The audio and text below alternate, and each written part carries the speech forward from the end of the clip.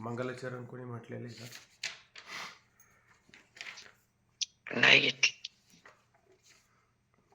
बरं.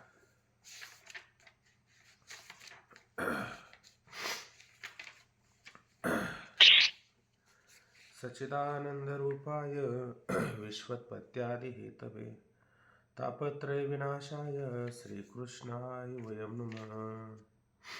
जो आनंद सत्य प्रकाश विभू आणि आधार नामरूपास बुद्धी न जाणे आणि जाणेही त्यास तो अपार शुद्ध परमात्मा मीच असे.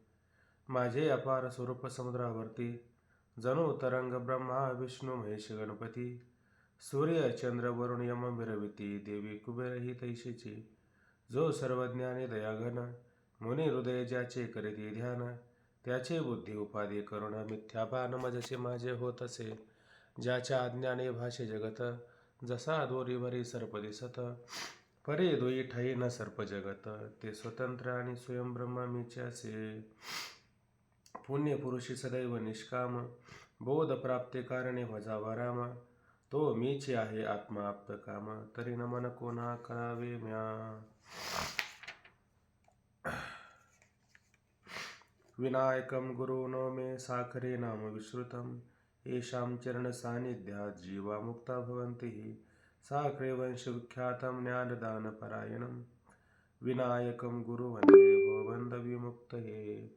जयांचे केलिया स्मरण होय सकळ विद्याचे अधिकरण तेची बंधून श्रीचरण श्री गुरूंचे ते नमस्कारोने आता. कुंडलिकावृधारी विठ्ठल श्री ज्ञानदेव तुकाराम पंढरीनाथ भगवान की जय. माऊली ज्ञानेश्वर महाराज की जय. जगद्गुरु श्री संत तुकाराम महाराज की जय. सब संतन की जय. आलं का वायफाय? वायफाय आलं का? बरोबर.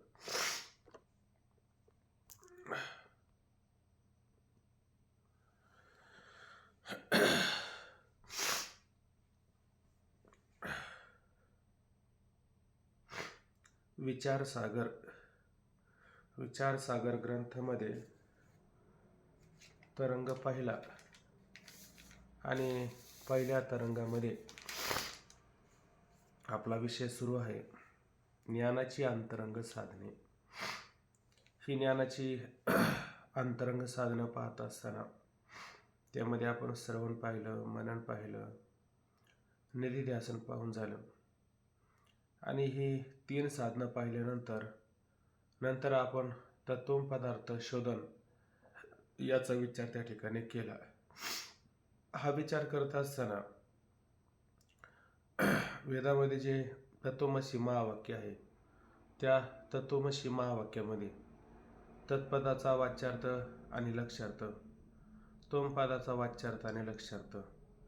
तत्पदाचा वाच्यार्थ सांगितला होता काय? ईश्वर. आणि लक्ष्यार्थ काय होता? ब्रह्म होता. तसंच तोमपदाचा वाच्यार्थ कोण होता? वाच्यार्थाचे बोधक जीव होता. आणि लक्ष्यार्थ काय होता? कुटस्थ होता, आत्मा होता, साक्षी होता. आणि ह्या दोघांचं ऐक्य किंवा हे दोघं आहेत किंवा ह्या दोघांमध्ये अभेद आहेत, दोघांमध्ये एकत्व आहे असं कोणत्या पदाने सांगितलं होतं? तर आसी पदाने त्या ठिकाणी सांगितलेलं होतं. आता काल ज्या काही मंडळींनी शंका थोडेफार केले होता तर ते सगळी मंडळी आता आज ऐकायला आहेत का? का तेच मंडळी नाहीत? आहेत का? ओंकार महाराज आहे का? फार कठीण परिस्थिती आता. ज्यांना समजून घ्यायचे ते नाहीच. शंका तर झाल्यात ना शंका? शंका केल्यात ना? शंका केल्यात. कोकाटे महाराज आहेत का आज? हो, रामकृष्ण. आता महाराज जरा थोडं ऐका आज. तुम्ही लक्षात घ्या जरा थोड्या गोष्टी, म्हणजे तुमच्या लक्षात येईल की आपल्याला तत्वमसी या असणाऱ्या महावाक्यामध्ये शोधन करायचं. आपल्याला हा शब्द इथं आलेला आहे का नाही?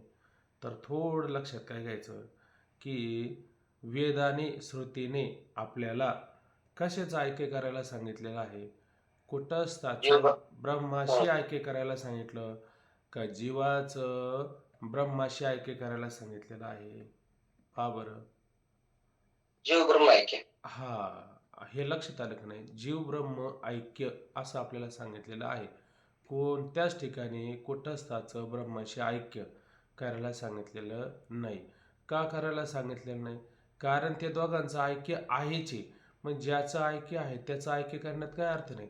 ज्याचं ऐक्य होत नाही त्याचं ऐक्य करायचं आपल्याला. मग त्याचं ऐक्य करत असताना त्याचं ईश्वराशी ऐक्य होतं का? ईश्वराशी ऐक्य होत नाही. का ईश्वराशी ऐक्य होऊ शकत नाही? तो व्यापक आहे, तो सर्व शक्तिमान आहे, तो सर्वज्ञ आहे, तो एक आहे. जीव काय आहेत? जीव अनेक आहे, अल्प परिमाण आहे, अल्पज्ञ आहे आणि म्हणून अशा प्रकारे या असणाऱ्या अनेक जीवांचं एक ईश्वराशी कधीच ऐक्य होऊ शकत नाही. जरी त्या ईश्वराशी ऐक्य होत नसेल, बरं हे म्हणले याची उपाधी काढा. कोणाची? जीवाची उपाधी काढा. मग ईश्वराची पण आपल्याला उपाधी काढावंच लागेलच ना, कारण उपाधीमध्ये भेद आहे. जोपर्यंत भेद आहे तोपर्यंत ऐक्य होईल का? तोपर्यंत ऐक्य होणार नाही. मग त्याची उपाधी कशी काढायची? बरं त्याची उपाधी काढली तर तो कोण होतो? ते शुद्ध ब्रह्मच आहे. आणि आपली उपाधी काढली तर आपणही शुद्ध ब्रह्मच आहे. मग हे आपले लक्षण कुठं पाहायला मिळतात? हे लक्षण कुठं पाहायला मिळतात?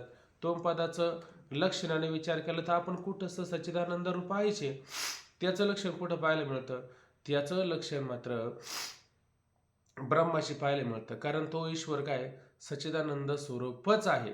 कारण त्याच ब्रह्माचं काय पडलं? त्या मायेमध्ये पडलेलं आभास असतो, मायेमध्ये पडलेलं प्रतिबिंब असतं, म्हणून त्याला मायाविशिष्ट चैतन्य म्हटलं. आणि इथं जीवाचा विचार करताना कुटस्थाचंच अंतःकरणामध्ये, अविद्येमध्ये, बुद्धीमध्ये पडलेलं प्रतिबिंब असतं.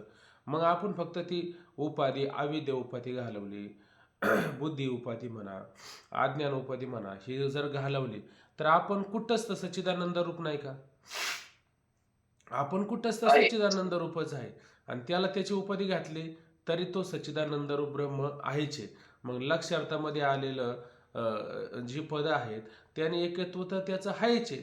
मग आपल्याला कशात करायचं? जीवाचं ईश्वराशी ऐक्य करायला काही गरजच नाही. तर आपण काय, जे शुद्ध कुटस्थ आहे त्या कुटस्थाशी आपण ऐक्य करायचं. हा कुटस्थ सच्चिदानंद स्वरूप आहे, म्हणून जीवाचं ब्रह्माशी ऐक्य करायचे. जीवाचं ब्रह्माशी ऐक्य करायचे. कुटस्थाचं मात्र ब्रह्माशी ऐक्य करायची आवश्यकता नाही. मी त्याकरता जाणीवपूर्वक एक मुद्दा बोलून गेलो. मुख्य समानाधिकरण आणि बाद समानाधिकरण. मुख्य समानाधिकरण सांगत असताना काय विचार आला होता बरं? आणि बाद समानाधिकरण सांगत असताना कोणता विचार आला होता? आहे का लक्षात? नवरीला काय काय त्याग करावा लागला? बाद जीवाच्या संदर्भात. तिथं बाद समानाधिकरण. आणि कुटस्थाचं वर्णन करताना, कुटस्थाचं वर्णन करत असताना मुख्य समानाधिकरण सांगितलं होतं, बरोबर आहे की नाही? मग बाद समानाधिकरण करताना काय करायचं? का जीवाच्या ठिकाणी असणारा म्हणजे त्या नवरीच्या ठिकाणी तिला काय काय त्याग करावा लागला? तिला आई वडिलांचा त्याग, त्यांच्या नावाचा त्याग, त्या आडनावाचा त्याग, बऱ्याच कुळ गोत्र सगळ्या स्वतःच्या नावासहित सगळ्या गोष्टीचा त्याग करावा लागला, बरोबर आहे की नाही? मग ह्या जीवाला काय काय त्याग करावं लागेल? ज्या जीव नावाची उपाधी त्याला प्राप्त झालेली आहे तिथं कल्पना, अविद्या, साऱ्या गोष्टीचा काय करावं लागेल? त्याग करावा लागेल. हे उपाधीचा त्याग केल्याशिवाय तो सच्चिदानंद रूप होईल का? तो होणार नाही. हे तर बरोबर आहे का नाही? बरं, मग कुटस्थाला कशाचा त्याग करायचा? कुटस्थाला त्याग करायची, नवऱ्या मुलाला त्याग करायची गरज आहे का? तर त्याग करायची गरज नाहीच आहे. त्याचा मुख्य समानाधिकरण आहे. तसं या कुटस्थाचं शुद्ध ब्रह्माशी मुख्य समानाधिकरण आहेच आहे. मग याला मात्र त्याग करायचे नाही. मग आपल्याला काय करायचं आहे? आपण जीव आहोत ना, मग आपल्याला मुख्य समानाधिकरण करायचं आहे का बाद समानाधिकरण करायचं आहे? काय करायला पाहिजे आपण? मुख्य समानाधिकरण करावं का बाद समानाधिकरण करावं?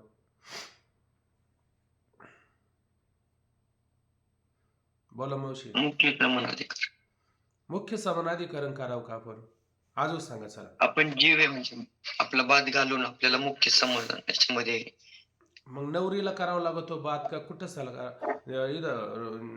बात कोणाला करायचा आहे? जीवाला बास करावा लागतो. हा बात आहे का नाही? कुठं सला करायची गरज आहे का? नाही, त्याचा मुख्य आहेच आहे ना. मग बात कोणी करायचा? जीवाने. जीवाने करायचं. म्हणजे आपण कोणी करायचा? आपण जीव आहोत. मग आपण आपला बात समानाधिकरण करायचा. बरोबर आहे की नाही? कुठं कोणाशी करायचं? कुटस्थाशी करायचं. कुठंच कुटस्थाशी करायचं. का कुटस्थाशी करायचं? कुटस्थ हा सच्चिदानंद रूप आहे. म्हणून त्याच्याशी आपल्याला ऐक्य करायचं. म्हणजे कुटस्थच ब्रह्म आहे हे लक्षात घ्यायचं. तो साक्षी आत्मा ब्रह्म ऐक नाही. आत्मा निर्वाळाला विश्वाकार. सगळा निर्वाळ झाला का नाही? मग आता काही शंका आहे का? कोणत्याच प्रकारची शंका नाही, असं आपण काल त्या ठिकाणी पाहिलं. ठीक आहे. योगेश महाराज लक्ष झालं आता? हो. हा, असं लक्ष द्या. माझं काय म्हणणं होतं की ना आपण मुद्दा कोणता बघतोय तत्वपदार्थ शोधन नाही का? तर आपल्याला फक्त तत्व आणि तोम पदार्थ आपल्याला तिथे काय करायला सांगितलं होतं की शोधन करायला सांगितलं ना, की मग याच्यामध्ये काय शोधन करायचं आशेपदाने काय सांगितलंय तेवढं शोधायचं होतं की फक्त काय करायचं ते नाही काय सांगितलं हे मी विचार करत होतो. म्हणजे तत्पदार्थ वाचार्थ तत्पदार्थ लक्षार्थ तो पदार्थाला वाचार्थ तोच पदार्थ लक्षार्थ म्हणजे या दोन्हीपैकी कशाचं आपल्याला ऐक्य सांगितलेलं आहे. हा, मुद्दा सांगितलेलं कशाच आहे मग त्याच्यामध्ये ऐक्य फक्त काय कुठाचं ब्रह्माचं ऐक्य सांगितलेलं आहे ना मुळात. मग मी हा विचार करतो की अशी पद आहे कशाचं ऐक्य आहे तो पदाचा वाचार्थ लक्षार्थ मग त्याच्यामध्ये कशाचं लक्षार्थाचं ऐक्य सांगितलंय बरोबर. हो, बरोबर आहे. मग दोन्हीचं मग मला सांगायचं होतं की ब्रह्म आणि कुटस्थ यांचं ऐक्य अशी पदाने सांगितलेलं आहे. हा, मग जीव ब्रह्म ऐक्य तर ते पहिलंच मुळात सांगितलेलं आहेच ना. मग तिकडे अजून काय सांगायचं विशेष गरज आहे. मग आता याच्यामध्ये तत्व पदार्थ पदार्थ आहे ना, शोधन याच्यामध्ये करायचं शोधन होतं ना कायचं आपल्याला करायचं? याच्यामध्ये. हा. शोधन कायचं करायचं मग तुम्हाला? मग कुठं कशी ब्रह्माशी शोधन केलं ऐक्य हा करायचं? बरोबर आता ते मग आता माझ्या ते लक्षात आलं. हा, मग आता त्याच्यासाठीच आहे ना, हे ग्रंथ आहे ना, याच्यासाठीच लिहायचा. म्हणजे आता हा संभ्रम राहिलाच का नाही इथं? बहुतेकांचा राहतो. ते प्रापक भावसंबंध त्याच्यामध्ये पण विसंगती झाली का नाही? म्हणजे ह्या बरोबर ग्रंथामध्ये ना अशी बऱ्याच ठिकाणी ना विसंगती होत राहते आणि नवीन साधकाला आहे ना अशा शंका येत राहतात. आता खरं सांगा, तुम्ही बोलले अशी पदाने एकत्व कोणाचं करायचं? आता हे कोणाचं करायचं का त्यांचं आहेच आहे. पण हे करता येत का नाही आपल्याला? अजून याची संगती लावली पाहिजे ग्रंथाची. अजून थोडी बरोबर संगती लाव. बरं, तसं पाहायला गेलं तर तत्वमसी पदार्थामध्ये शोधन जर केलं तर काय कुठंच ब्रह्माशी तर ऐक्य होणं हायचे मुळात. काय ऐक्य करायचंय? मुळात आहे ना. जीवाचं ब्रह्माशी कुटस्थाशी म्हणा शुद्ध ब्रह्माशी म्हणा ऐक्य करणं हे महत्वाचं आहे. मग याच्यातून आपल्याला हे शोधता आलं पाहिजे, हे तयार करता आलं पाहिजे. अशा बऱ्याच त्याच्यामध्ये शंका आहेत. या शंका आपल्याला करता आल्या पाहिजे होत्या. बरं, जाऊ दे. आता हा मुद्दा झाला स्पष्ट ना प्रत्येकाचा? ठीक आहे, चला.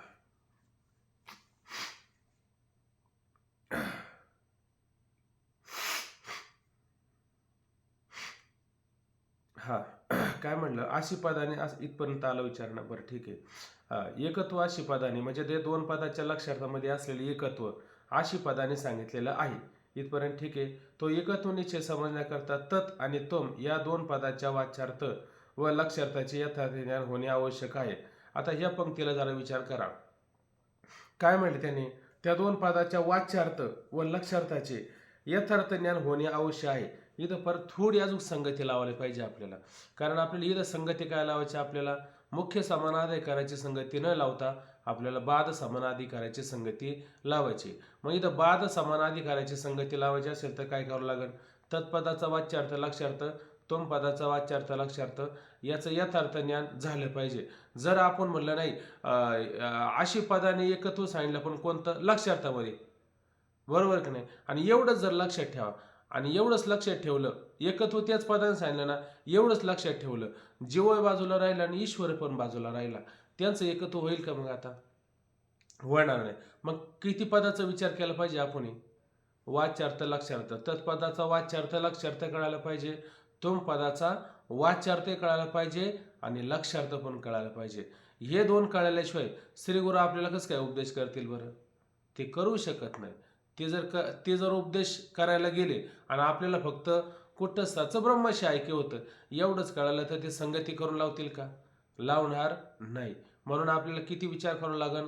वाच्यार्थ लक्षार्थ, तत्पदाचा वाच्यार्थ लक्षार्थ, तोमपदाचा वाच्यार्थ लक्षार्थ, हे पण आपल्याला ज्ञान यथार्थ झालं पाहिजे.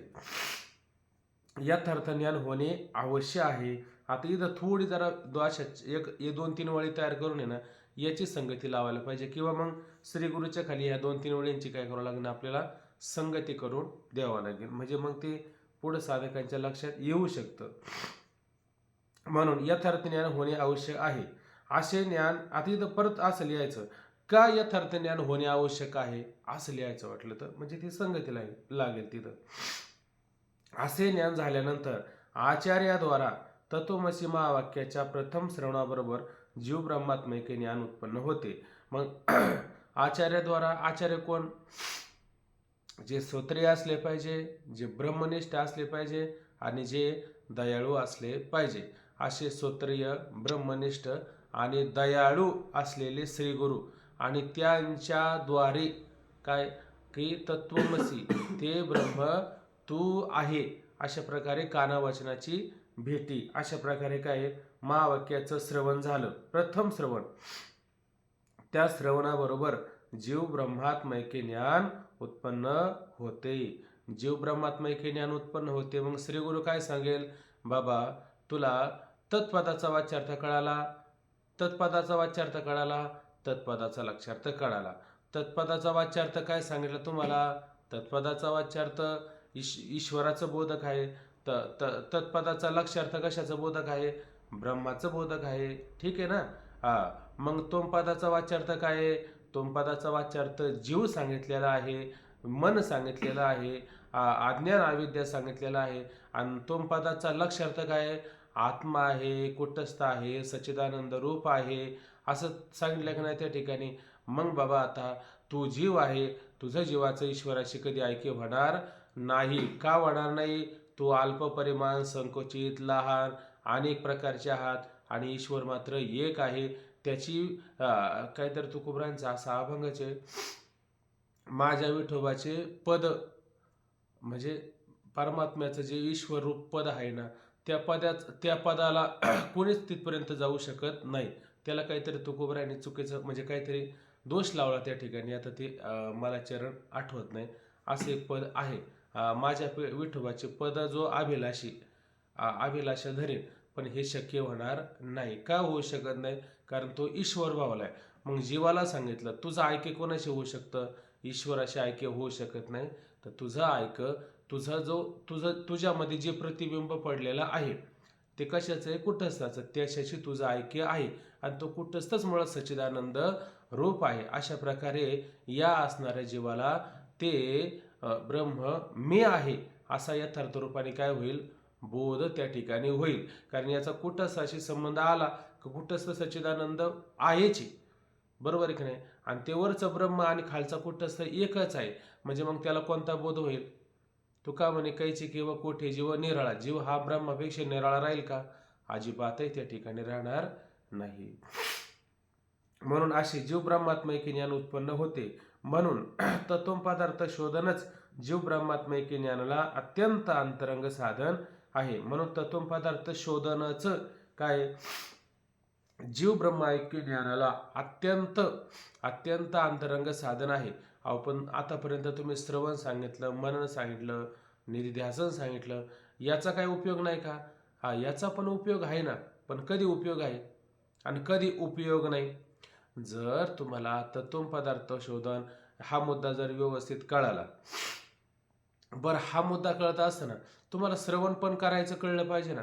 कारण श्रवण कसं केलं पाहिजे? आपण वेदांत वाक्याचं तात्पर्य निश्चय करावं लागेल, पण कसा करावं लागेल? उपक्रम उपसहारादी पाहून करावं लागेल. जर असा विचार जर आपण केला नाही तर ते तत्वमसी महावाक्याचं श्रवण होईल का? होणार नाही. बरं श्रवणच झालं नाही तर मनन कायचं करायचं? आणि मनन नाही तर निधिध्यासन तरी कशाचं करायचं? होणार नाही. आणि मग अंतरंग साधन कोणतं आहे? तत्व पदार्थ शोधन हे अत्यंत अंतरंग असणारं साधन त्या ठिकाणी आहे. मग ह्या श्रवण मनन निधिध्यासनाचा काय उपयोग आहे? मग आता श्री गुरुने आपल्याला ते ब्रह्म तू आहे असं ज्ञान करून दिलं, पण ज्ञान करून दिल्याच्या नंतर परत आपल्याला संशय शंका येतच असते का ते ब्रह्म मी कसं काय, अशी त्याला वारंवार शंका येते का नाही. मग आता त्याच्या निवृत्तीसाठी काय करायचं, मग परत श्रवण करायचं, परत मनन करायचं, परत निधिध्यासन करायचं. श्रवण करायचं म्हणजे ऐकायचं. मग ऐकताना पहिल्यांदा षडलिंगात्मक ऐकलं नसेल तर नंतर षडलिंगात्मक स्वरूपाने त्याने काय करायचं, श्रवण अशा प्रकारे करायचं. आणि जेव्हा त्याचं षडलिंगात्मक श्रवण होईल तेव्हा त्याला त्याची जाणीव होईल का ते ब्रह्म मी आहे, ऐक नाही. आता ते परत त्याच्यामध्ये याच्यामध्ये असंभावना येतात ना, संशय विपर्य हे येतात ना, त्याच्यामधले प्रकार आपल्याला पुढं पाहिजे कशा कशा प्रकारे त्याला त्याच्यामध्ये संशय येत असतो. पाहता श्रवण मनन निधिध्यासन ही तिन्ही नाहीत. या तिन्हींचा उपयोग महावाक्य श्रवणानंतर, महावाक्य ते ब्रह्म तू आहे, ऐक नाही, तत्त्वमसि या महावाक्य श्रवणानंतर जे जीव ब्रह्मात्मैक्य ज्ञान उत्पन्न होते त्याविषयी उत्पन्न होणारे जे संशय विपर्य त्याचा नाश करण्यात आहे. आता या ठिकाणी संशय विपर्य म्हणजे काय, असा एक प्रश्न इथे उत्पन्न होऊ शकतो. तर संशय विपर्य म्हणजे काय, असंभावना आणि विपरीत भावना. असंभावना आणि विपरीत भावना याला त्या ठिकाणी काय आहे, संशय विपर्य म्हणतात. आता असंभावना, विपरीत भावना, प्रमाणासंभावना, प्रमेय असंभावना हे सगळं एवढं मोठं लक्षात ठेवण्याकरता त्याला थोडक्यात काय म्हणले याने, संशय विपर्य हे थोडक्यात शब्द या ठिकाणी आलेला आहे.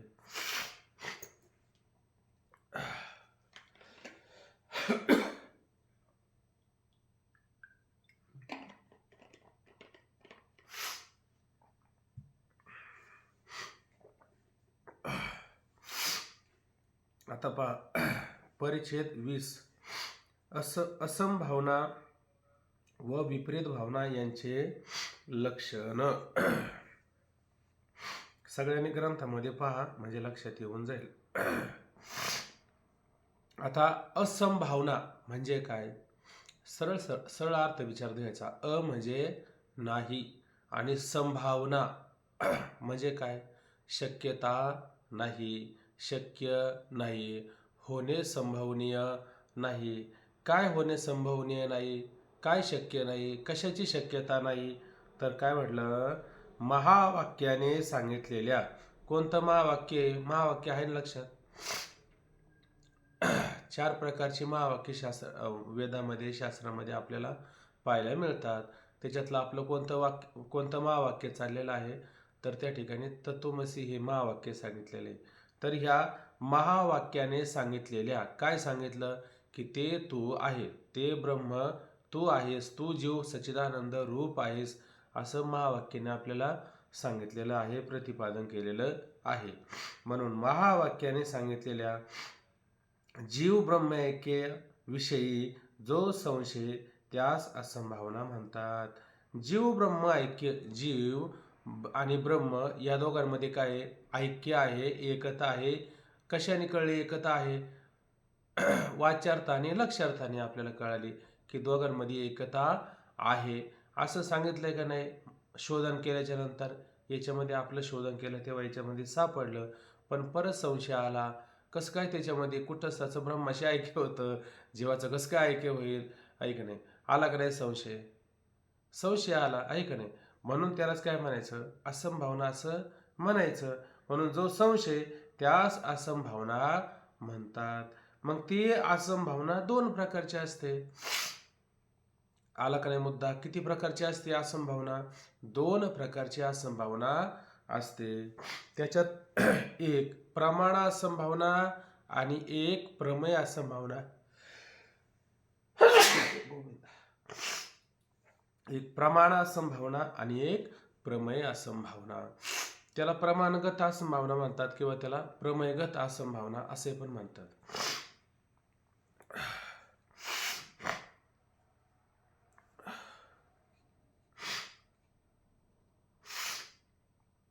प्रमाण असंभावना. आता पहा, आता हे जशी वेदवाक्य असतात की नाही त्याच्यामध्ये काही प्रमाण पाहायला मिळतात आपल्याला. सर्दी,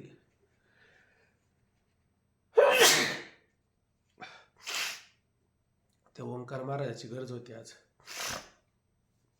तो बिचार एक दिवस पाठ करतो, 2 दिवस गायब होतो, परत 1 दिवस पाठ करतो. काय करावं त्याला पण.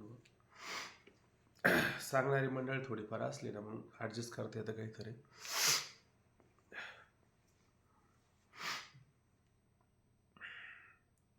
प्रमाण जी वेदवाक्य, आता वेदांत शास्त्रामध्ये ना काही प्रमाण वेदवाक्य असतात.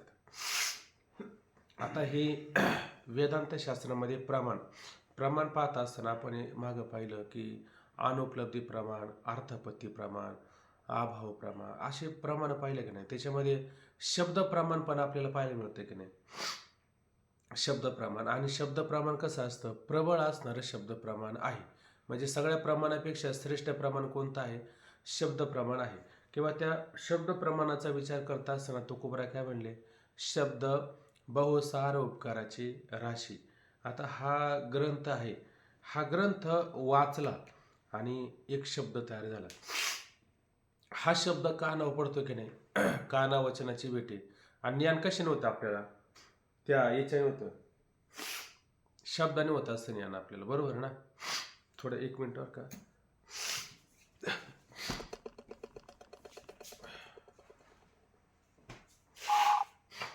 ओंकार महाराजांना फोन टाकला कोणतरी. बाबांना त्रास होतोय म्हणलं आपण कोणीतरी कॉल करा ना. रोज मला विनंती करावं लागते, रोज त्यांना म्हणावं लागते ह्या पाठाला तुम्ही करा. आता मी त्यांना विनंती करायची म्हणजे आपली परिस्थिती काय असेल बरं.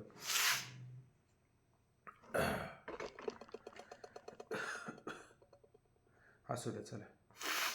हे ना आपण सांगण्यापेक्षा त्यांना कळलं ना मग सगळ्यात बेस्ट होते. आपण वारंवार त्यांना सांगणं म्हणजे ते बळच त्याच्यामध्ये घालणं असा अर्थ होतो. पण तेही केले 4 माकड आणि गारुडी. ते माकड गारुड्याला उपदेश केल्यासारखं होऊ शकतं असं. तर जाऊ द्या, असू द्या, चला.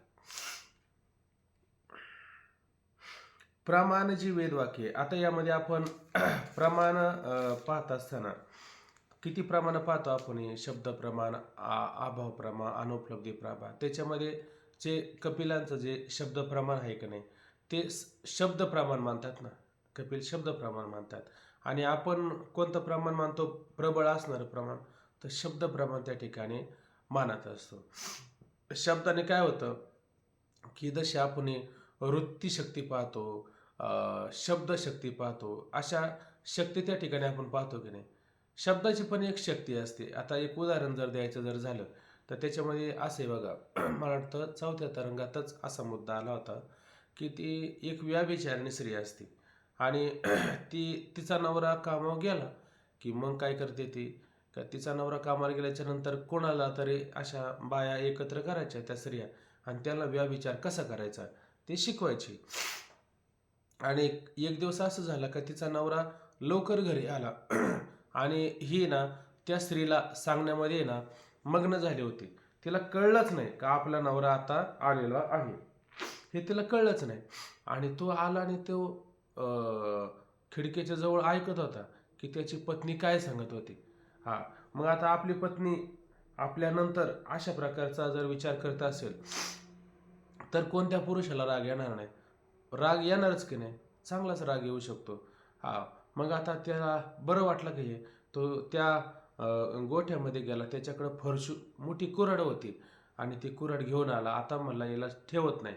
आणि येता येता तिच्या पत्नीला कळलं का आपल्या नवऱ्याने आपलं सगळं ऐकलेलं आहे.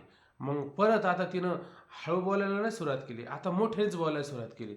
आता तिला चांगलं मोठमोठ्याने सांगू लागली. तोपर्यंत तिच्या चांगला कानापर्यंत येऊ लागलं. त्याला असं वाटलं अजून काय आहे जरा ऐकावं, म्हणून परत खिडकीपाशी आला आणि ऐकू लागला. तर त्याचे पत्ते काय सांगू लागले का म्हटले, एवढ्यात असं होणारच, इतक्यात मला जाग आली. काय आली, इतक्यात मला जाग आली. अशी म्हणल्याच्या नंतर मग याच्या ध्यानात आलं, अरे बाप रे बाप, म्हणजे ही आपली बायको त्या समोरच्या स्त्रीला स्वप्नातलं सांगते आहे की नाही. हे कशाने, पहिल्यांदा राग कशाने आलता, त्याने काय पाहिलेलं होतं का सगळ्या काही गोष्टी नाही, पण शब्दाने ज्ञान झालं ना. आणि तो संशय निवृत्ती कशाने झाला, शब्दाने झालं आहे का नाही. दुसरा काही उपाय आहे का आपल्याला ध्यान होण्याचं? मग शब्द बहुसार उपकाराची राशी आहे का नाही. तसं वेद म्हणजे काय, हा शब्द राशी. वेद म्हणजे शब्द राशी. ज्ञानोबराय त्या शब्दाचं वर्णन करताना काय म्हणले, हे शब्द ब्रह्म आशेष त्याची मूर्ती सुयश. माऊलीनं हा गणपती उभा करताना कसा गणपती उभा केला, हा शब्दाची असणारी वाङ्मयीन मूर्ती उभी केली का नाही. हे शब्द ब्रह्म आशेष त्याची मूर्ती सुयश. जेथ वर्ण वपू निर्दोषे मिरवतासे स्मृती त्याची अवयव. मानवाधिक स्मृती हेच गणपतीचा अवयव आहे. देखा अंगी कलाव तेथ लावण्याची ठेव आर्तशोभा असं म्हटलं की नाही. अख्ख्या सगळ्या ओव्या त्या सुरुवातीला पाहिच्या, त्या सगळ्या गणपतीच्या वाङ्मयीन मूर्ती म्हणजे शब्दाची केलेली काय मूर्ती आपल्याला पाहायला मिळत असते. म्हणून या ठिकाणी कोणतं प्रमाण, शब्द प्रमाण. इथं प्रबळ असणारं शब्द प्रमाण घ्यायचं. आणि ते शब्द प्रमाण आहे त्याच्यात काही वेदवाक्य आहेत. आता वेदवाक्य कोणती आहेत त्याच्यामध्ये, आता शब्दाचा विचार केला तर बराच मोठा विचार येतो. त्या वेदामध्ये जर पाहिलं, वेद एक आहे का अनेक आहे, तर वेद एकच आहे. आणि लक्ष एक काहीतरी लाखभर श्लोक त्याच्यामध्ये आहेत. त्याच्यामध्ये 80,000 श्लोक कर्मपर आहे, 16,000 श्लोक उपासनापर आहे आणि 4,000 श्लोक ज्ञानपर त्यामध्ये आलेले आहेत. मग आता याच्यामध्ये कर्म उपासना पर ही प्रमाणच आलेले त्याच्यामध्ये ना. हे श्लोक वगैरे दिलेले आहे, हे शब्द आलेले, हे वेदाने सांगितलं. मग हे वेद प्रमाण नाही का? कर्म वेदाने सांगितलेला, मग वेद प्रमाण नाही का? म्हणजे ते शब्द सुद्धा प्रमाण आहे का नाही. शब्द प्रमाण आहे. कर्म उपासना पर ते पण प्रमाण आहे. ज्ञान उपासना पर ते पण प्रमाणच आहे. मग याच्यामध्ये नक्की काय, मग याच्यात हे वेदाने सांगितलं आणि ते वेदाने सांगितलं. मग हे वेद नक्की प्रमाण वेद वाक्य ती कर्म उपासना सांगत आहे का ज्ञान उपासना सांगत आहे. म्हणजे जीव ब्रह्मात्मैक्य ज्ञान सांगत आहे का कर्म उपासना करायला सांगत आहे, असा त्याच्याविषयी आपल्याला काय संशय येऊ शकतो. मग त्याला कोणता संशय म्हणायचा, प्रमाण असंभावना. प्रमाण असंभावना म्हणजे वेदातले असणारे वेदवाक्य हे प्रमाण आहे का नाही. हे वेदवाक्य प्रमाण आहे आणि त्या प्रमाण वेदवाक्याविषयी संशय. काय संशय निर्माण झाला की ही प्रमाण जे वेदवाक्य आहे ती कर्म उपासना सांगत आहे का ज्ञान सांगत आहे, याच्याविषयी काय आपल्याला संशय येत असतो. हा मुद्दा लक्षात येतो तुमच्या सगळ्यांच्या, हा मुद्दा लक्षात येतो का तुमच्या. प्रमाण जी वेदवाक्य आहेत नाही, वेदामध्ये प्रमाण वेदवाक्य आहे का नाही, ती वेदवाक्य आपल्याला कर्म करायला सांगत आहे का ज्ञान करायला सांगत आहे. ते ज्ञानाविषयी बोलतात का कर्माविषयी बोलतात. ते जीव ब्रह्म ऐक्य प्रतिपादन करतात का कर्म उपासना प्रतिपादन करतात. याविषयी असणारा जो संशय आहे त्याला त्या संशयाला कोणता संशय म्हणायचा, प्रमाण. कारण प्रमाण वेदवाक्याविषयी संशय घेतला ना, मग त्याला कोणता संशय, प्रमाण असंभावना, प्रमाणगत असंभावना अशा प्रकारचा संशय बोलला जातो. तर पहा, प्रमाण जी वेदवाक्य ती ब्रह्म ऐक्य प्रतिपादक आहेत किंवा कर्म उपासना प्रतिपादक आहे, असा जो संशय ती प्रमाण असंभावना मानावी ती श्रवणाने निवृत्त होते. आता आपल्याला शास्त्राने किंवा वेदांत वाक्याचं तात्पर्य पाहता असताना, वेदांत वाक्य आणि प्रमाण असणारी वेदांत वाक्य, त्या वेदांत वाक्याचं तात्पर्य काय होतं की तुम्हाला कर्म करायला सांगायचं का ज्ञान प्राप्त करून घ्यायला सांगायचं. आधी तुम्हाला त्याने कर्म सांगितलं, कर्म सांगून झाल्याच्या नंतर तुम्हाला उपासना करायला सांगितली. कर्म का करायला सांगितलं, उपासना का करायला सांगितलं, कर्म उपासनेचं फळ काय सांगितलं बरं. पहा बरं, कर्म उपासनेचं फळ काय सांगितलं आहे का लक्षात. बहिरंग साधनामध्येच आपल्याला सांगितलेलं होतं ना. हो, पण फळ काय सांगितलं, अंतःकरण शुद्धी, अंतःकरण शुद्धी, स्थिरता. अंतःकरणाची स्थिरता. हे का सांगितलं तुम्हाला, कारण तुका म्हणे देह भरिला विठ्ठल, देह विठ्ठल भरिला हृदयी, पण कधी भरला, काम क्रोध रीती केले घर. अंतःकरणामध्ये काम क्रोध असेल तर हे ज्ञान थांबल का.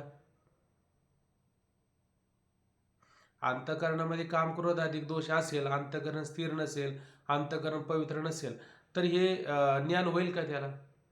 येऊ ने गोपाळ राहते ते येईल का परमात्मा. येणार नाही. मग काम क्रोध हे रीती झाले किंवा अंतकरणातला मल विक्षेप हा दोष निघून गेला. मग एवढंच वेदाचं तात्पर्य होतं का हे सगळं जसं आपण पाहतो की एखादं भांडं चांगलं धुवून धावून स्वच्छ केलं, काहीतरी त्याच्यात भरायचं होतं म्हणून स्वच्छ केलं ना, का विनाकारण तर नाही स्वच्छ केलं ना, त्याच्याकरता स्वच्छ केलं. मग ते स्वच्छ करून ठेवण्यात तात्पर्य होतं का त्याच्यात काहीतरी भरण्याचं तात्पर्य होतं, काहीतरी भरायचं होतं ना.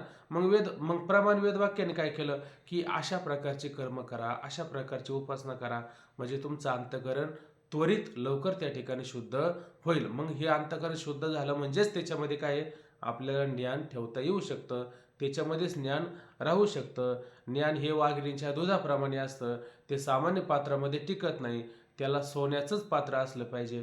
ते सोन्याचं पात्र होणं म्हणजे काय, अंतकरणातला मल गेला पाहिजे, अंतकरणातला विक्षेप गेला पाहिजे, म्हणजेच ते ज्ञान काय होतं त्याच्यामध्ये राहत असतं. हे तर सांगितलं का नाही. मग मग इथं कर्म सांगितले, उपासना सांगितली. मग श्रुतीचं तात्पर्य कर्म उपासना सांगण्यात आहे का ज्ञान प्राप्त करून घेण्यात आहे, तर ज्ञान प्राप्त करून घेण्यात आहे. परंतु आम्ही असं वाचलं की तिथं कर्मशास्त्राने सांगितलंय, उपासना शास्त्राने सांगितलंय, आणि परत तुम्ही म्हणता ज्ञान पण शास्त्राने सांगितलं. नक्की घ्यायचंच काय? घ्यायचं तर सगळंच आहे, पण काय खरं घ्यायचंय, तर खरं आपल्याला त्या ठिकाणी वेदाने सांगितलंय काय ते घ्यायचं. काय सांगायचं वेदाला, की ते ब्रह्म तू आहे, अशी प्रमाण वेदवाक्य आहे की नाही, त्याच्याविषयी झाला संशय. आणि तो संशय का निर्माण झाला, ऐकलं नाही. का निर्माण झाला? ऐकणं म्हणजे काय, ऐकणं म्हणजे श्रवण करणं. कशा प्रकारे श्रवण करायचं होतं त्याने, उपक्रम युक्तिपूर्वक. इथं काही शब्द दिला की युक्तीने म्हणजे योजनापूर्वक, उपक्रम उपसहारादी पाहून, उपक्रमापासून उपसहार पाहून काय काय पाहायचं त्याच्यामध्ये, अभ्यास पाहायचा, अपूर्वता पाहायची, फल पाहायचं, अर्थवाद पाहायचं, उपपत्ती पाहायचं, हे सारे षडलिंग पाहून. मग वेदांत वाक्याचं तात्पर्य काय, वेदांताला काय सांगायचं नक्की, कर्म सांगायचं आहे का उपासना सांगायची होती का ज्ञान प्राप्त करून घ्यायचं होतं. खरं तर वेदांत वाक्याचं तात्पर्य काय, ते ब्रह्म तू आहे हे वेदाला सांगायचं आहे, बाकीचं वेदाला काही सांगायचं नाही. बरोबर आहे की नाही. परंतु हे न कळालं, आणि न कळाल्यामुळं परत त्या असणाऱ्या वेदवाक्याच्या प्रमाणामध्ये जी प्रमाण वेदवाक्य होती त्या प्रमाण वेदवाक्यामध्ये आपल्याला अशा प्रकारचा संशय निर्माण झाला. आता हा संशय जाईल कशाने, प्रमाण वेदवाक्याविषयी जो संशय निर्माण झाला हा संशय जाईल कशाने बरं, श्रवणाने. श्रवण केल्यानंतर हा. कसं श्रवण केलं पाहिजे बरं, पहा बरं. युक्तीने. युक्तीने क्रमोपसंहाराने. बरं, कुठपर्यंत त्याचं श्रवण करावं आपण, श्रवण कुठपर्यंत करावं, वेदांत वाक्याचा निश्चय होईपर्यंत आपण श्रवण करायचं. आणि निश्चय झाल्याच्या नंतर परत श्रवण करायचं का, हो, करतच राहायचं. करतच राहायचं. गाव आल्याच्या नंतर चालतच राहायचं का, गाव आल्याच्या नंतर श्रवण चालायची गरज नाही. मनन महत्वाचं आहे नंतर. हा, कारण शब्द काय घातला, निश्चय.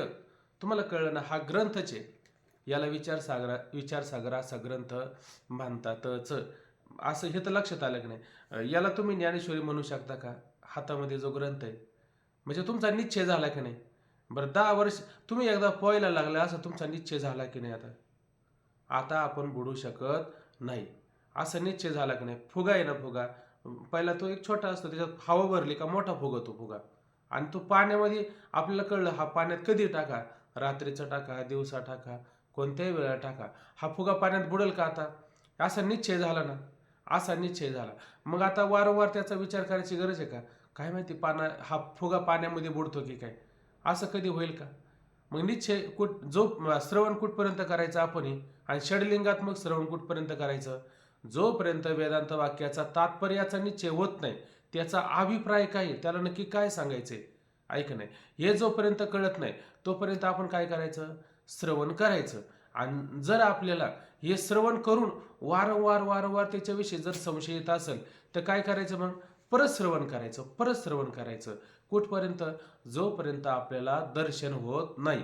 कोणाचं दर्शन करायचंय, रामाचं करायचंय का कृष्णाचं करायचंय का आत्मरामाचं करायचंय, आत्मारामाचं दर्शन करायचं. कारण आत्मारामाचं, कारण जीवब्रह्म. हा कारण कृष्णाचं दर्शन करायचं तर कृष्ण फक्त एका अवतारात, राम एका अवतारामध्ये, आणि आत्मा एका अवतारात आहेत का? सगळ्याच अवतारात आहे.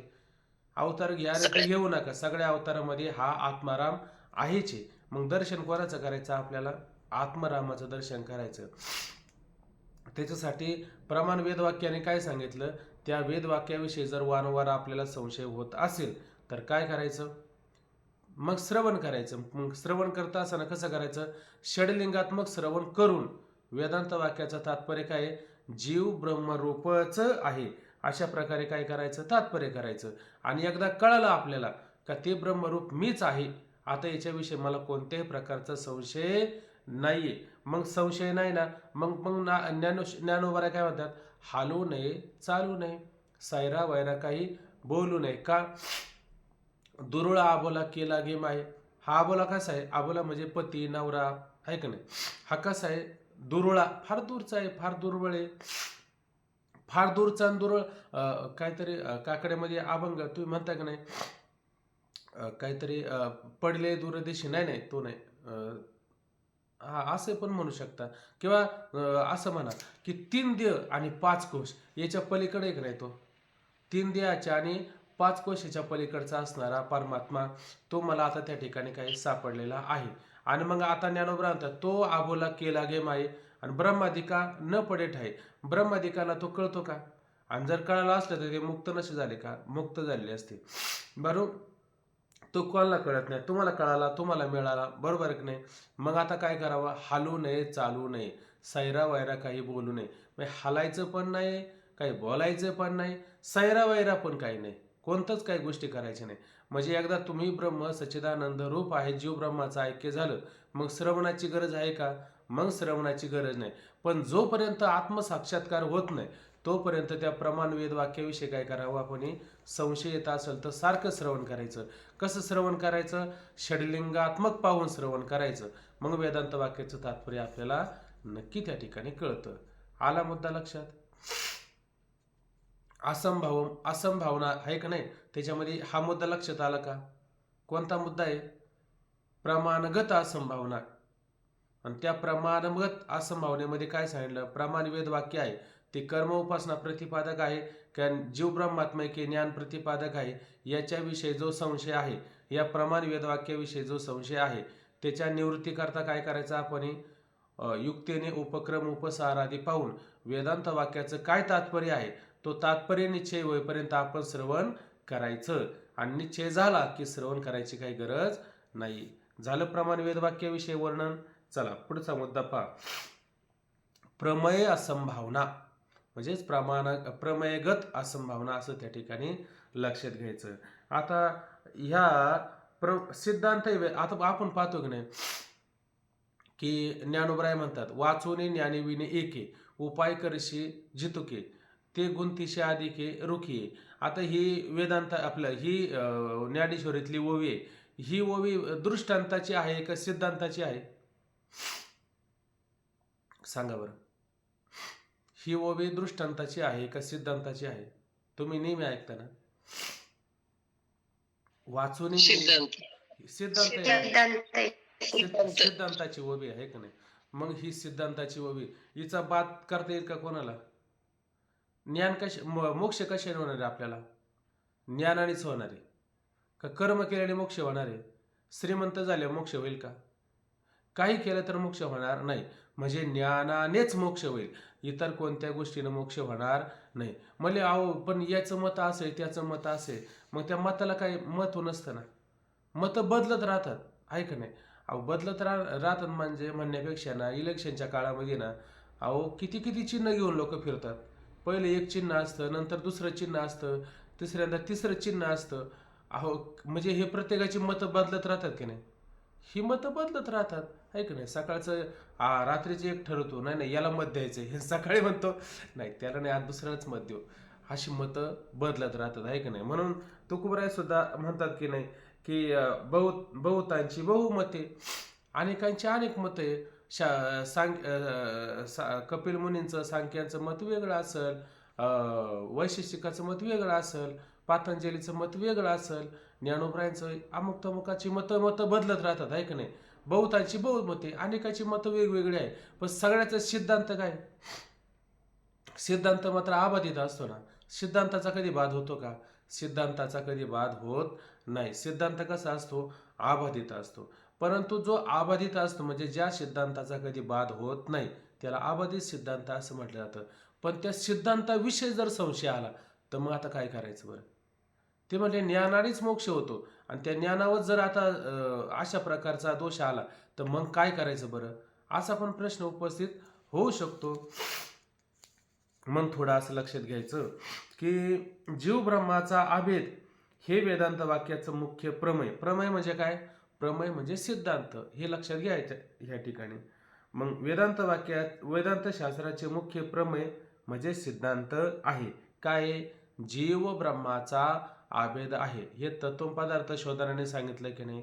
हे सांगितलेलं आहे.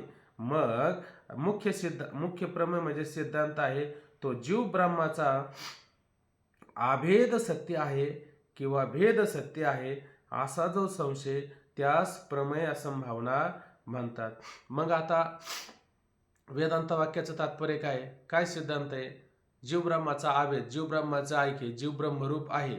मग असा वेदांत वाक्याचा काय सिद्धांत असेल, परंतु त्याच्याविषयी परत संशय आला, जीव ब्रह्माचा अभेद सत्य आहे का जीव ब्रह्माचा भेद सत्य आहे असा संशय निर्माण झाला. का बरं असा संशय निर्माण झाला? संशय निर्माण होण्याचं कारण काय? त्याने श्रवण तर केलं, पण मनन करता असताना त्याने साधक बाधक युक्तीचा विचार केला का?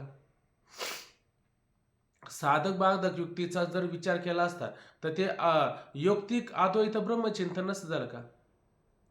आणि त्याला त्या सिद्धांताविषयी शंका आली असते का? सिद्धांताविषयी शंका आली नसती, परंतु त्याला शंका आली. तर शंका का आली बरं? त्याने मनन केलं नाही. आणि कसं मनन नाही केलं? जीव ब्रह्माच्या अभेद निश्चयास कोणत्या युक्ती करायच्या आणि भेद निश्चयास कोणत्या युक्ती करायच्या होत्या? जीव ब्रह्माच्या अभेद निश्चयास कोणत्या युक्ती सांगितल्या?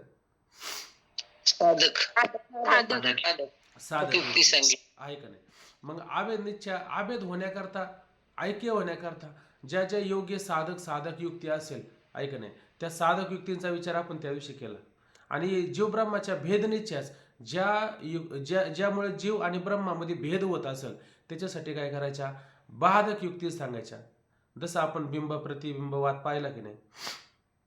ते म्हणले अहो जीव हा ब्रह्मरूप कसं काय होईल त्या ठिकाणी, असा विषय आला की नाही? ते म्हणले मग आरसा सांगितला, बिंब प्रतिबिंबवाद सांगितला. मग म्हटले हा जीव ब्रह्मरूप नाही का? तर म्हणले हा जीव ब्रह्मरूप आहे, बिंबाचंच प्रतिबिंब पडत असतं. बिंबाला सोडून प्रतिबिंब कधी पडेल का? पडणार नाही. जसं आरशामध्ये आपण आपल्याला पाहतो, आपण जर गावाला गेलो तर आरशामध्ये आपण आहे तसे राहतो का? जर तसं राहत असेल तर दोघांमध्ये भेद आहे. पण तसं होतं का? तसं होत नाही. आरशामध्ये आपण समोर आला तरच आपण आपल्याला आरशामध्ये पाहू शकतो. आणि आपणच एक आरशामध्ये पाहायला गेलं तर ते म्हणले गंध लावून पहा आत असणाऱ्या प्रतिबिंबाला. तर आतल्या प्रतिबिंबाला आपला आरशाच्या आतमध्ये हात घालून आपण गंध लावतो का? लावत नाही. म्हणजेच याचा अर्थ काय होतो? याचा अर्थ असा होतो का ते बिंब आणि आपण हे दोघं कसे एक आहे. इथं काय करायच्या? इथं भेद होत असेल तर भेद निवृत्ती करता काय करायच्या? अशा बाधक युक्तींचा लगेच विचार करायचा. आणि अभेद निश्चयामध्ये ते तर सोपंच आहे, साधक युक्ती त्या ठिकाणी करतच राहायच्या. म्हणजे साधक युक्ती काय?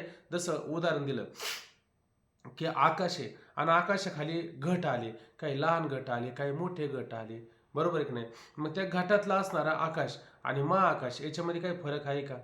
कोणत्याच प्रकारचा फरक नाही. ते दोन्ही काय ऐकायचे, फक्त घट फुटला का ते घटातला आकाश कालांतराने बऱ्याच वर्षानंतर महाआकाशामध्ये जातं का? आहेच महाआकाशामध्ये, ते आहेच, फक्त उपाधीचा त्याग केला. अशा काय करायच्या? अभेद निश्चयास साधक युक्ती आणि भेद निश्चयास काय करायच्या? बाधक युक्ती करायच्या. अशा साधक बाधक युक्ती जर केला तर जीव ब्रह्माचा अभेद आहे असा वेदांत वाक्याचा काय सिद्धांत आहे. त्या सिद्धांताविषयी आपल्याला परत संशय निर्माण होईल का? संशय निर्माण होणार नाही. पण संशय कधी निर्माण होईल? जोपर्यंत आपण जीव ब्रह्माच्या अभेद निश्चयास साधक युक्ती आणि भेद निश्चयास बाधक युक्तीचा विचार करत नाही, तोवर आपल्याला काय होईल? वेदांत वाक्याचा जो सिद्धांत आहे, जीव ब्रह्माचं ऐक्य अभेद, याविषयी आपल्याला संशय होईल. मग त्याच्या निवृत्ती करता काय करायचं? आपण साधक बाधक युक्तिपूर्वक अद्वैत ब्रह्मचिंतन करावं, म्हणजेच मनन करावं. त्या मननाने अशा प्रकारे जे प्रमेयगत संशय आहे, त्या संशयाची काय होईल? निवृत्ती त्या ठिकाणी होईल. आला मुद्दा लक्षात तुमच्या? सगळ्यांच्या लक्षात आला का हा मुद्दा? प्रमेयगत असंभावना जी आहे का नाही, त्याची निवृत्ती कशाने होणार बरं? मननाने. मननानेच होईल. आणि कसं मनन करायचं? साधक बाधक विचाराने मनन करायचं. हा, जर आपल्याला अभेद पाहिजे असेल तर साधकाने विचार करायचा, आणि भेदाचं जर आपल्याला होत असेल, संशय येत असेल, तर तो आपल्या बाधक तो वृत्तीमुळे निर्माण होतो. ह्या दोघातला फरक समजून घ्यायचा. बाधक आणि युक्ती, साधकते भेदनिश्चय ना, भेदनिश्चय. त्याच्यामध्ये बाधक युक्ती का करायची आपण? बाधक युक्ती करावी लागत नाही, ती तर होतच असते, ती आपली उपजत वृत्ती आहे. आ आ नाही, बाधक हा भेदनिश्चय, विचार भेदनिश्चय आहे ना, भेदनिश्चयाच्या निवृत्ती करता, घालवण्याकरता बाधक युक्ती करायच्यात. बरोबर. असं करायचं. काय करायचं? ते अशी वाक्य आहे ना, आता ह्या अशी वाक्य आहे ना, सहजासहजी कोणाच्या लक्षात येत नाही. मग काय करायचं? भेदनिश्चयाच्या निवृत्ती करता असं शब्द घालायला पाहिजे होतं इथं. बाधक युक्तीचा विचार करावा, असं केलं असतं तर सगळ्या लक्षात आलं असतं. आता तिथं नाहीचे म्हणलं, मग तुम्ही काय सांगणार? आहे तेच सांगणार ना त्या ठिकाणी. बर,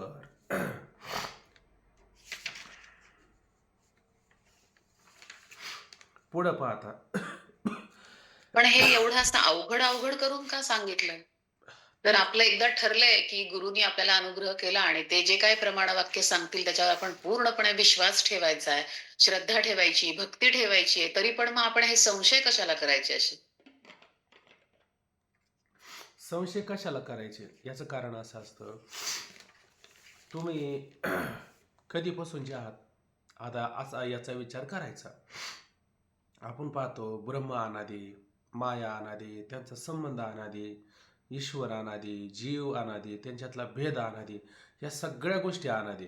मग आपल्यावर संस्कार कधीपासून झाले बरं? आज झाले, काल झाले, परवा झाले, का वर्षभराचे, का अनादी काळाचे? अनादी काळाचे हे संस्कार आहे. जन्मोजन्मीचे. हो. मग आता कोणकोणते जन्म आपण भोगितले? 84 लक्ष येऊन किती वेळा फिरून आलो आपण? याचा आपल्याला अंदाज आहे का? गणित नाही जी दातारा, त्याचं गणितच नाही करता येत.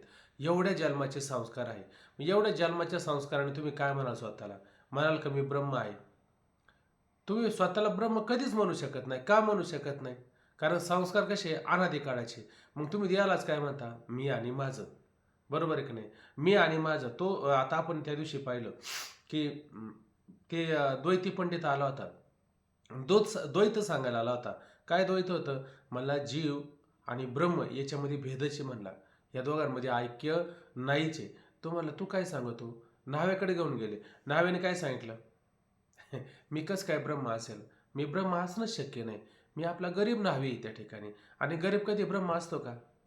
गरीब कधी ब्रह्म नसतो, आहे का नाही? श्रीमंत फक्त ब्रह्म असतात. कोण असतं ब्रह्म?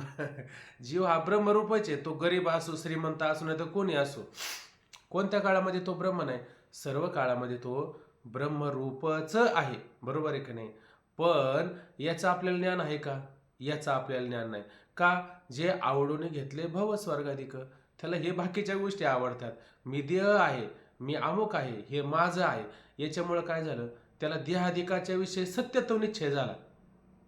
देहाधिकाच्या विषयी देह, आणि देहाविषयी बायका, पोरं, घर दार, अमुक तमुक. मुगळा कसा तो एकदा जर चावायला लागला तोडून निघतो पण सोडत नाही, तसं याचा निश्चय झालेला आहे. काही जरी झालं तर मी सोडणार नाही, आहे का नाही? असं त्याचा काय झालेलं आहे? सत्यत्व निश्चय. आणि मग त्याला म्हटलं तू जीव ब्रह्मरूप आहे, असं त्याचा आता सत्यत्व निश्चय होईल का? असा त्याचा सत्यत्व निश्चय होणार नाही. का होणार नाही? कारण देहाधिकाच्या विषयी सत्यत्व निश्चय झाला. मग जीव ब्रह्माच्या अभेदाविषयी सत्यत्व निश्चय होणार नाही. जीव ब्रह्माच्या भेदाविषयी सत्यत्व निश्चय होईल. मग ही कोणती भावना झाली? ही विपरीत भावना झाली. कोणती भावना झाली ही? याला विपरीत भावना असं त्या ठिकाणी म्हणायचं. खाली मुद्दा आलेला आहे उपस्थित झालेला, पहा आता खाली. विपरीत भावना अनेक जन्माच्या संस्काराने देहादिकाच्या ठिकाणी जसा सत्यत्व निश्चय तसाच जीव ब्रह्माच्या भेदाविषयी सत्यत्व निश्चय हा असतोच. बघा आता इथं काय म्हणलं त्याने, हा सत्यत्व निश्चय असतोच. का असतो? च शब्द या ठिकाणी घातलेला आहे. का असतो? त्याचं कारण आहे, ज्याचा देहादिकाच्या ठिकाणी सत्यत्व निश्चय आहे त्याचा जीव ब्रह्माच्या अभेदाविषयी सत्यत्व निश्चय असेल का? ज्याचा देहादिकाच्या ठिकाणी सत्यत्व निश्चय नाहीच आहे त्याचाच काय जीव ब्रह्माच्या अभेदाविषयी सत्यत्व निश्चय होऊ शकतो. पण ज्याचं सगळं देहावर चिवून पडलेलं आहे, देह सत्य आहे, देहालाच लालीपाली करायचं, देहालाच खाऊपिऊ घालायचं, देहालाच मस्तपैकी सजवायचं, असं ज्याला वाटत असेल त्याचा जीव आणि ब्रह्म या दोघांविषयी अभेद आहे असा सत्यत्व निश्चय होईल का? होणार नाही. कोणाचा होईल? ज्याचा देहादिकाच्या ठिकाणी सत्यत्व निश्चय नाही त्याचा जीव ब्रह्माच्या अभेदाविषयी सत्यत्व निश्चय असेल. पण ज्याचा देहादिकाच्या ठिकाणी सत्यत्व निश्चय आहे त्याचा जीव ब्रह्माच्या अभेदाविषयी सत्यत्व निश्चय हा नसतोच. हे लक्षात घ्या. म्हणजे किती मुद्दे आले याच्यामध्ये? 2 मुद्दे आले आणि ह्या 2 मुद्द्याला विपरीत असं म्हटलेलं आहे. विपरीत संभावना, विपरीत भावना आहे का नाही? संभावना घातली तरी चालेल, शक्यता आहे का नाही, किंवा भावना जरी घातली तरी त्या ठिकाणी काय आहे चालू शकतं. मग आता हे थोडक्यात असं लक्षात घ्या की विपरीत म्हणजे काय बरं, थोडे विचार घ्या. आता असं लक्षात घ्या की आपण वाढदिवस करतोय की नाही? वाढदिवस करता की नाही? कोणी नाही करत, कोणीच ना, चांगली गोष्ट आहे. पण मी आता वाढदिवस करताना पाहिले आहे का नाही, आणि त्याला मोठी हौस असते का आपण वाढदिवस करावे. आता त्याला तुम्ही वाढदिवस म्हणता. आता कोणता वाढदिवस आहे त्यामध्ये? वाढदिवस असा शब्द आहे का नाही? वाढदिवस कोणता वाढला दिवस तुमच्या जीवनातला? का तो वाढदिवस आहे का घडदिवस आहे? बरं खरं पाहायला गेलं तर घडदिवस आहे. घडदिवस. आणि तुम्ही त्याला काय म्हणता? वाढदिवस. आता हा वाढदिवस आहे याला वाढदिवस नाही म्हणजे माऊलीने त्याच्यासाठी एक अशी ओवी त्याच्यामध्ये म्हटली की वाढलिया ते आहे का ते जन्मलिया दिवस जन्मलिया दिवस आहे हो लागे लागे काळाची काळाची सासे. आशे की वाढती करीशी उल्हासे काय होती गुड्या. गोडी उभ्या. म्हणजे पूर्वी गैहिंसपणे होते. हा गैहिंसपणे हा शेवटी हा. आता इथं काय लक्षात घ्यायचं, आता आपल्याकडे केक कापतात, पूर्वी काय करायचे गोडिया वगैरे असे काहीतरी उभारायचे. पूर्वीची आपली परंपरा होती आहे का नाही? मग माऊलीने सुद्धा वाढदिवसाविषयी सांगितलं की नाही? हे लोक सुपरित करतात का विपरीत करतात? हे विपरीत वागतात. हा म्हणजे काय? वाढदिवस मुळात अरे हा घट दिवस आहे, घट दिवसाला लोक वाढदिवस म्हणतात. देह खरा आहे का? देह मुळात खोटा आहे. देह जाईल याशी काळबा खाईल का रे 9 मजशी दगडा कैसे हत्ती घोडे वाडा. अरे दगडा तुला उमजत का नाही? नुमजशी उमजत का नाही? कैसे हत्ती घोडे वाडा. हे हत्ती पूर्वीचा काळ होता ना, हत्ती घोडे मोठा वाडा प्रशस्त धावळारे असा टोले जग, ह्या सगळ्या गोष्टीमध्ये गुंतून पडतो आणि त्याला हे कळत नाही. हे सगळं करण्यामध्ये तो आयुष्य खर्च करतोय की नाही? त्याने खरं हा देह प्राप्त झाला. या देहाला प्राप्त झाल्याच्या नंतर काय करायला पाहिजे होतं? मोक्ष प्राप्त करून घ्यायला पाहिजे होता. पण त्याने काय प्राप्त करून घेतला? हत्ती घोडे वाडा हे प्राप्त करून घेतलं. हे विपरीत नाही का? हे विपरीत आहे ना, ऐका नाही? जसं आपण वाढत चालतो तसं स्वतःला काहीतरी वेगळंच म्हणत राहतो. मी अमुक आहे, मी तमुक आहे, मी तमुक आहे, मी ब्राह्मण आहे. ते पंचकरणामध्ये ती गोष्ट आलेली आहे का नाही? पंचकरणामध्ये ती गोष्ट आलेली आहे. ते भांग प्याला म्हणे आणि स्वतःला काय बोलला, मी कसला ब्रह्म, मी ब्रह्मण आहे. सॉरी, ते म्हटले मी कसला ब्राह्मण. अरे मी ब्राह्मण नाही, मी शूद्र आहे, मी अमुक आहे, मी तमुक आहे, असं स्वतःला काही पण बरोबर लागला. आणि जेव्हा त्याला मग सकाळचं किंवा त्या बाकीच्या लोकांनी त्याला ब्राह्मणाच्या लोकांनी काहीतरी तूप खाऊ घातलं, मध खाऊ घातली, हे देऊ लागलं आणि मग त्याची ती भांग उतरावली आणि म्हटले काय रे तू तर रात्री म्हणत होता मी ब्राह्मण नाही, मी शूद्र आहे, मी अमुक आहे, मी तमुक आहे, काही कळालंच नाही. म्हणजे आता तो बोलत नव्हता का? बोलला होता ना. त्याची त्याचं ती नशा चढली तसा तो म्हणत होता की मी ब्राह्मण नाही, मी अमुक आहे तमुक आहे. म्हणजे हे सगळं कसं होतं, विपरीत होतं. आणि आपण जर द्याला आता मी देव आहे, मी अमुक आहे, हे अमुक माझं, हे अमुक तमुक आहे, असं जर म्हणत असेल तर आपण पण भांग नाही पेलो का? आपणही भांगच पेलो ना, असं याचा अर्थ होऊ शकतो. आणि कोणाची भांग उतरली, तो जर म्हणत असं ना, अरे मी जीव वाटत असन पण मी जीव सच्चिदानंद रूप आहे, असा माझा सत्य तो निश्चय आहे, याचा अर्थ त्याची भांग उतरली. आणि जर एखादं म्हणत असं नाही नाही मी मी देहच आहे, मग समजायचं त्याला अजून भांग उतरलेली नाहीये. मग ही त्याच्या ठिकाणी काय आहे, विपरीत असणारे काय आहे, भावना त्या ठिकाणी आहेत. ही विपरीत भावना का झाली असा प्रश्न तयार करायचा. आता कोण करेन काय माहिती प्रश्न. म्हणजे ते काय होतं, मांजराच्या गळ्यात घंटा कोणी बांधायचा, आपणच बांधायचा. आणि तो घंटा वाजवायचा कोणी, तो पणच आपणच वाजायचा. आता अशी अवस्था होऊन झाली, पर्याय नाही त्या ठिकाणी. आता जर एखाद्याला लागलं तर चांगली गोष्ट आहे उलट, आहे का नाही. उलट लोक म्हणतात ते कोणाच्या मनाला लागू नये. मी म्हणतो प्रत्येकाच्या हृदयाला लागावं कमीत कमी एवढं, याच्यासाठी माझा अट्टाहास आलेला आहे.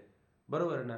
मग आता लक्षात काय आलं आपल्याला, जीव ब्रह्माचा आभेद आहे, पण ह्याविषयी त्याचा काय सत्यत्व निश्चय नसून मिथ्यात्व निश्चय. हा कशामुळे झाला, हा भेद निश्चय कशामुळे झाला बरं, त्याचं कारण काय? विपरीत भावना. अनेक जन्माच्या संस्काराने भेद निश्चय झाला. अनेक जन्माच्या संस्काराने कशामुळे हा भेद निश्चय झाला सांगा ना. विपरीत भावना तयार झाल्यामुळं. कशामुळे विपरीत भावना झाली? देहाधिकाच्या ठिकाणी सत्य निश्चय झाला ना. देह हे लक्षात घ्यायचं. देहाधिकाच्या ठिकाणी सत्यत्व निश्चय असल्यामुळं जीव ब्रह्माच्या भेदाविषयी सत्यत्व निश्चय झाला. आणि देहाधिकाच्या ठिकाणी जर सत्यत्व निश्चय नसला तर जीव ब्रह्माच्या भेदाविषयी सत्यत्व निश्चय झाला असता का? म्हणजे हे लक्षात आहे का आता सगळ्यांच्या? मग प्रश्न करताना असं जर प्रश्न केला तर उत्तर देता येईल का नाही? उत्तर देता येईल. आणि कोणाला तरी असं बघा, लिहायला जर कोणी भेटत असेल तर त्याच्याकडून लिहून घ्या वाटलं असतं. जर कोणाला लिहिता येत नसेल तर, आणि ज्याला लिहिता असेल तर त्याने लिहून पाठवत चला असं. म्हणजे मग याने काय होतं माहिती का, थोडी जबाबदारी पडते की आपल्याला हे लिहून पाठवायचं आहे. म्हणजे मग त्याने लिहून काढलं ना, मग त्याच्या लक्षात येऊ शकते ह्या सगळ्या गोष्टी. ठीक आहे ना. पहा, अनेक जन्माच्या संस्काराने देहाधिकाच्या ठिकाणी जसा सत्यत्व निश्चय असतो ना, तसाच मग इथं थोडं असं घालायला पाहिजे होतं. असेल तरच काय करायचं होतं, तर जीव ब्रह्माच्या भेदाविषयी सत्यत्व निश्चय हा असतोच.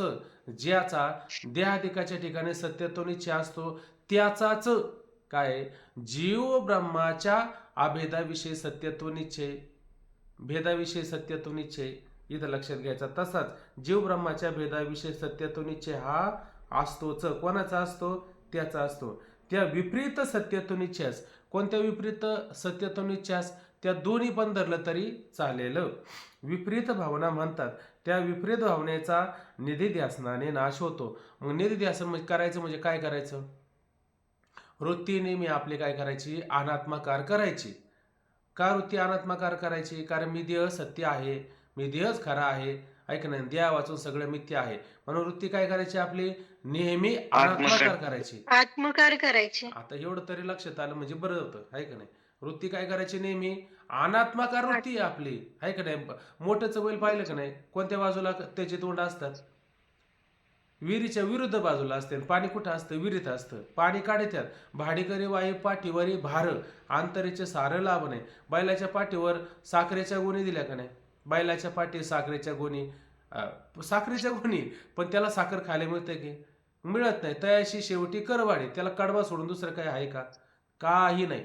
मग का बरं बैलाला ते पाणी मिळत नाही? तोंड विरोध दिशेला आहे. तसं अंतःकरणाची वृत्ती कुठे? बाहेर विषयाकडे धावणारी. तिला काय करायचं? आतमध्ये घ्यायचं, म्हणजे मागच्या बाजूला न्यायचं. आत्मा कुठे? पाणी कुठे आहे बरं? थारोळ्यात आहे का नाही? पाणी थारोळ्यात. मग बैलाची तोंड कुठं करावं लागणार आपल्याला? थारोळ्यात करावं लागेल. मग वृत्ती कुठे आहे आपली? अनात्माकार झालेली, बैलासारखी तोंड तिची बाहेर झालेली. मग त्या वृत्तीचं तोंड कुठं करायचं आपल्याला? उलट्या दिशेला करायचे, मागच्या दिशेला करायचे. कारण माग जसं थारोळ्यामध्ये पाण्याचं साठ आहे तसं आत्मा कुठे? आते, आतमध्ये आत्मा आहे. मग ही वृत्ती कुठं करायची? बाहेर अनात्माकार झालेली वृत्ती आत आत्माकार त्या ठिकाणी करायची. ही कुठपर्यंत करायची? ही वृत्ती कुठपर्यंत आत्माकार करायची? जोपर्यंत त्या वृत्तीची परिपाक अवस्था होत नाही. काय? जीव ब्रह्मरूप आहे असा अंतःकरण वृत्तीचा काय? अंतःकरवृत्तीची स्थिती किंवा अंतःकरवृत्तीची अशा प्रकारची अवस्था जोपर्यंत होत नाही, आणि ही अवस्था आता कदाचित अवस्था थोडीफार होत असते, पण अशी थोडीफार झाली पाहिजे का परिपक्व अवस्था झाली पाहिजे, अवस्था परिपक्व अवस्था झाली पाहिजे. जर ही परिपक्व अवस्था झाली मग त्याला करायची गरज पडेल का? मग करायची गरज पडणार नाही. त्याचा सत्य निश्चय होईल का मी जीव ब्रह्मरूप आहे, मी देह वगैरे काही नाही. मग त्याला विपरीत भावना होईल का? मग त्याला विपरीत भावना होणार नाही. जर विपरीत भावना होत असेल तर काय करायचं? नित्याने श्रवण करायचं. विपरीत भावना जर होत असेल, श्रवण करायचं किंवा मनन करायचं, निधिध्यासन करायचं. हे तर पक्क लक्षात आहे ना. म्हणजे विपरीत भावना झाली का त्या ठिकाणी काय करायचं? निधिध्यासन करायचं. आणि प्रमाण वेद वाक्य आहे त्याच्याविषयी संशय जर निर्माण झाला तर मनन करायचं, श्रवण करायचं. हा, हे तर लक्षात आलं ना. हे असं उलट पालट सांगितलं ना म्हणजे काय होतं माहितीये का? जाधव बाबा नेहमीच सांगतात, त्यांचा दृष्टांत मला फार आवडतो. ते म्हणले चांगलं जर गुलमी मांजर असेल ना ते कसं टाकावं? ते कुठं पडेल? पाठीवच पडेल का पायावर पडेल? ते पायावच पडेल, आहे की नाही? हा, तसं चांगलं जर ऐकणार असेल, ज्याला हिंगण चिंगण करून ऐकायचं ना, ज्याला फक्त फॉर्मॅलिटी करायची ना, त्याला काय कळणार आहे बरं? या गोष्टी काय कळणारच नाही. त्याचं फक्त सकाळचं झालं दिलं ठेवून मरते, काय करायचं आपल्याला. पण ज्याला मनापासून ऐकायचंय आणि ज्याला तळमळ लागलेले तो मात्र लक्षपूर्वक ऐकतो, दिवसभरातून 4 वेळा वाचून काढतो. हा मुद्दा असा आला. आता काल महाराजांनी बरोबर सांगितलं की नाही, त्याला संशय आला म्हणजे त्यांनी 4 वेळा वाचला असेल ना, का विनाकारण असं काहीतरी लिहिलं त्यांनी? नाही लिहिलं. त्याला संशय आला म्हणजे ते वाचतात. मी म्हणतो संशय आलाच पाहिजे. ज्या अर्थी जिज्ञासू, त्या जिज्ञासूला संशय येऊ नये. मग कोणाला संशय यायला पाहिजे? अज्ञानाने यायला पाहिजे का? मुक्ताला यायला पाहिजे का? मुक्ताला संशय येत नाही आणि अज्ञानाला पण संशय येत नाही, जिज्ञासूलाच संशय येतो. म्हणून त्यांनी संशय केला, हे बरोबर आहे, असंच व्हायला पाहिजे आपण. पण आपलं कधी होईल? आपण सुद्धा बघितलं तर होऊ शकतं आपलं. पाहता त्या विपरीत भावनेच्या निधिध्यासनाने नाश होतो. निधिध्यासन आपल्याला काल कळालं. मग असंभावना व विपरीत भावना ज्ञानाचे फल जी परमानंद प्राप्ती त्या फलप्राप्तीस प्रतिबंधक आहेत. मग आता बघा, असंभावना विपरीत भावना. असंभावनामध्ये किती गोष्टींचा विचार करायचा? तर 3 गोष्टींचा विचार करायचा, बरोबर ना? असंभावना सांगत असताना 2 गोष्टी, 2 प्रमाण असंभावना, प्रमेय असंभावना, या 2 गोष्टींचा विचार करायचा. आणि विपरीत भावनेमध्ये एका गोष्टीचा विचार करायचा. म्हणजे अशा प्रकारे काय संशय विपर्य आहे. या संशय विपर्यामध्ये प्रमाण असंभावना, प्रमेय असंभावना आणि विपरीत भावना हे काय करतात बरं? ह्या 3 गोष्टी. बरं, ज्ञानाचं फळ परमानंद प्राप्ती. जीव ब्रह्मात्मैक्य ज्ञानाचं फळ काय? परमानंद प्राप्ती. त्या परमानंद प्राप्तीला हे प्रतिबंध करतात की नाही? कोण प्रतिबंध करतात? प्रमाणाविषयी संशय, प्रमेयाविषयी संशय, विपरीत भावना, हे त्या जीवब्रह्मात्मैक्य ज्ञानाला, जीवब्रह्मात्मैक्य ज्ञानाचं फळ, जीवब्रह्मात्मैक्य ज्ञानाचं फळ कोणतं आहे? ज्ञान, ऐक नाही. त्याचं परमप्रयोजन फल काय आहे? ज्ञान हे परमप्रयोजन फल आहे. त्या ज्ञानाला प्रतिबंध करतात. परमानंद प्राप्ती, परमानंद प्राप्ती, परमानंद प्राप्ती, आहे का नाही? परमानंद प्राप्ती म्हणजेच काय? मोक्ष, बरोबर आहे का नाही?